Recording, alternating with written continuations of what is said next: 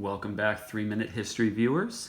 Please hit the subscribe and notification buttons for future notification on history books that are being reviewed on this channel. Also, before we begin, I want to say this is not a paid advertisement or endorsement of the book. Okay, let's begin. Today I'm actually going to review two books by the same author. The first one you see here is Battle Cry of Freedom by James McPherson.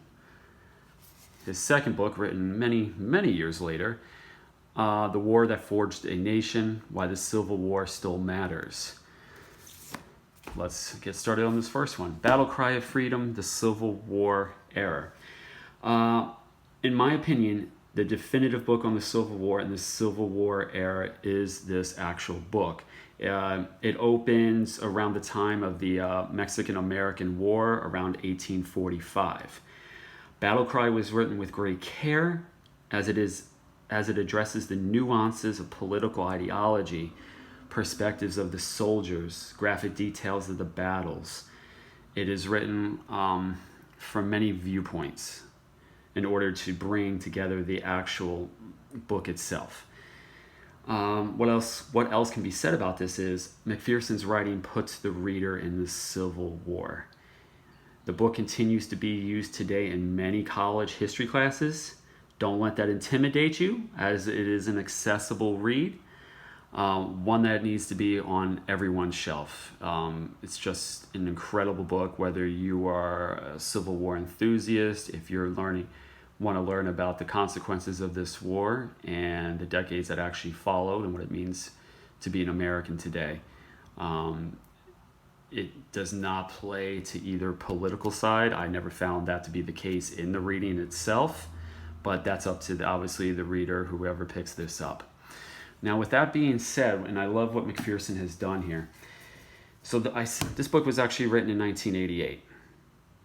With that being said, his follow-up book was written in 2015, The War That Forged a Nation, Why the Civil War Still Matters. Now, this particular book, The War That Forged a Nation, can be read entirely by itself without ever having read Battle Cry. But this book pairs well with it.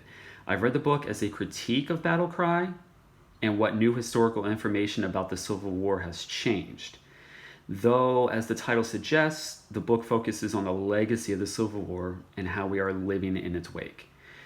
It is a reminder of what we could have lost as a nation and what we still need to do to become more unified. The book can be read out of order, but personally, you should start with chapter 1, which was aptly named Why the Civil War Still Matters. In any case, it's a great companion read to his seminal work, The Battle Cry of Freedom. Definitely recommend picking both of these up. Obviously, you can tell the different lengths here. Battle Cry is a much larger read, comes in at around 855 pages. This one here is around 12 chapters, around 200 and some odd pages, so you can tell the difference in the amount that you actually have to read. Once again, you don't have to read Battle Cry in order to fully understand this, but I recommend reading both. And with that being said, thank you for tuning in, and as always, keep reading.